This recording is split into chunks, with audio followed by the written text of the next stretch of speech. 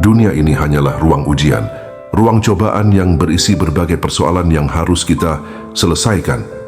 Yang berhasil lulus di antara kita adalah orang-orang yang benar, menjawab dan memiliki banyak bekal dalam mempersiapkan perjumpaannya dengan Allah Subhanahu wa Ta'ala. Lalu, apakah sebenarnya bekal terbaik menghadap Allah Subhanahu wa Ta'ala? Allah Ta'ala berfirman dalam Kisah Al-Fajr ayat 27-30, Ya Tuhan nafsul mutmainnatu, arji'i ila rabbiki radiyatan mardiyah.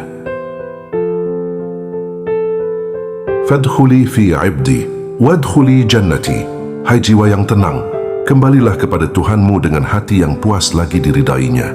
Maka masuklah ke dalam jamaah hamba-hambaku, masuklah ke dalam syurgaku. Pada ayat di atas, ada jiwa dari manusia yang mendapatkan panggilan kehormatan dari Allah Subhanahu. Jiwa itu adalah jiwa yang tenang atau an-nafsul mutmainnah. Jiwa yang Allah panggil karena hati. Mereka yang selalu ridha kepada Allah dan Allah pun meridai mereka. Mencapai jiwa yang tenang ini tidaklah mudah. Ada beberapa tingkatan jiwa manusia yang digolongkan oleh para ulama, yaitu jiwa yang buruk dan dikuasai oleh amarah, atau yang dikenal dengan an-nafsul, amarah bisu. Jiwa yang labil atau dikenal dengan an-nafsul lawamah, yaitu jiwa yang selalu menghinakan dirinya sendiri, tidak punya pendirian dalam kebenaran dan tidak istiqomah. Pagi beriman, di malam hari kembali kafir. Jiwa yang sudah bisa membedakan mana yang baik dan mana yang buruk.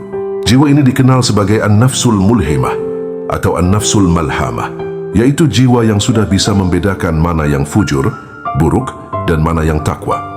Tahu di mana lingkungan jahat dan di mana lingkungan yang takwa, mana yang harus dijauhi dan mana yang harus didekati atau bahkan ditekuni. Jiwa seperti ini adalah jiwa yang sudah mengerti kemana akan berjalan dalam kehidupan.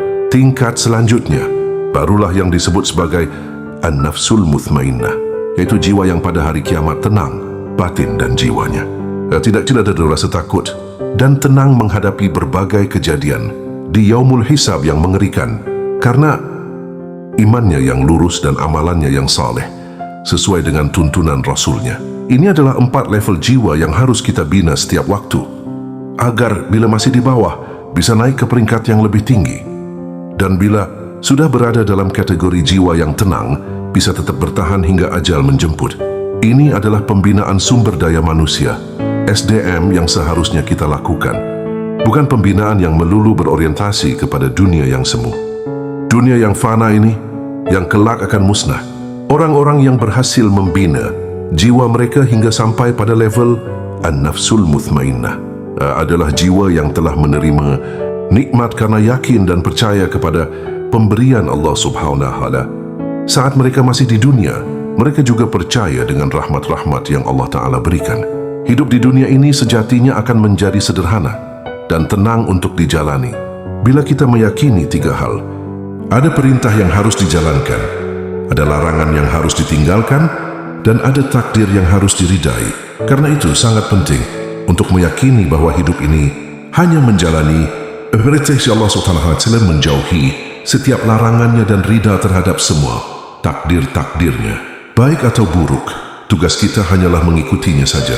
Yakini setiap janji baik Allah, sehingga kita tidak tergoda untuk mengikuti selain Allah Ta'ala.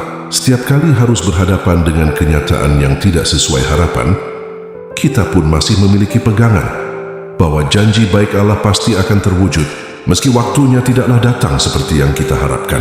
Takuti setiap larangan Allah SWT. Ini akan membuat kita terjaga dari godaan kemaksiatan, kesenangan dunia yang melenakan, atau bahkan menahan kita dari melakukan hal yang menzalimi diri sendiri manakala musibah atau ujian datang. Itulah mengapa ketika kita tertimpa musibah, maka kita dituntun untuk mengucapkan kalimat istirja, sebagaimana Allah Subhanahu wa Ta'ala berfirman dalam Al-Baqarah ayat 156, alladzina idza asabatuhum musibatun qalu inna lillahi wa inna ilaihi raji'un, yaitu orang-orang yang apabila ditimpa musibah, mereka mengucapkan inna lillahi wa inna ilaihi raji'un. An-Nawawi menggambarkan makna kalimat istirja sesungguhnya adalah termasuk di antara sunnah-sunnah yang harus diucapkan manusia ketika tertimpa musibah, besar atau kecil musibah yang menimpa. Maka bila seorang muslim mengucapkan kalimat ini, hatinya akan tenang, tidak akan tertimpa depresi. tidak akan stres apalagi histeria.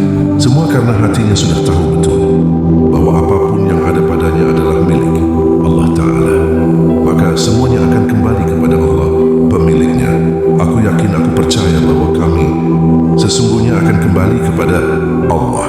Dimulai dengan kematian, lalu dibangkitkan dari kubur, maka diriku sejatinya akan kembali kepada Allah.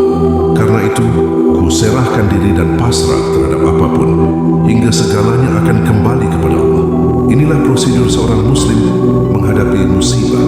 Maka ketika baik atau buruk kenyataan yang dihadapi, kembalilah kepada Allah Ta'ala dengan ridha. Walau rasa yang awalnya mengemuka mungkin tidak mengenakan, tapi akhirnya pasti ada sesuatu yang baik untuk kita jalani.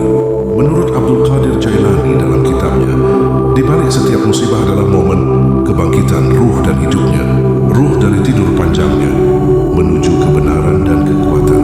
Dengan pijakan ini, kita akan memahami bahwa semakin besar ujian dan tekanan, maka semakin sadar dan terbuka mata batin ini bahwa tidak ada manfaat yang datang kecuali dari Allah Subhanahu wa Ta'ala, dan tidak ada bahaya yang datang kecuali berdasarkan kehendak Allah Subhanahu wa Ta'ala semata. Oleh karena itu, mari kita senantiasa berusaha untuk kembali kepada Allah Ta'ala, mengais ridha Allah dan melatih diri untuk ridha terhadap apapun yang dikehendakinya terjadi atas diri kita.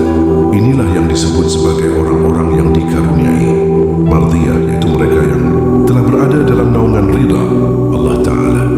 Hingga kelak di hari kiamat, Allah Ar-Rahim akan memanggil kita sebagai golongan hambanya yang saleh, dan Dia memanggil kita untuk memasuki surganya yang abadi. Kini adalah waktunya untuk berusaha mencapai itu semua. Waktunya untuk berlatih menjadi an-nafsul mutmainnah. Mari berbekal dari sekarang. Latihan mati sebelum mati, supaya tidak kaget ketika mati. Belajar mati sebelum mati, sehingga menyadari pastinya kematian. Dan kita berbekal menuju kematian.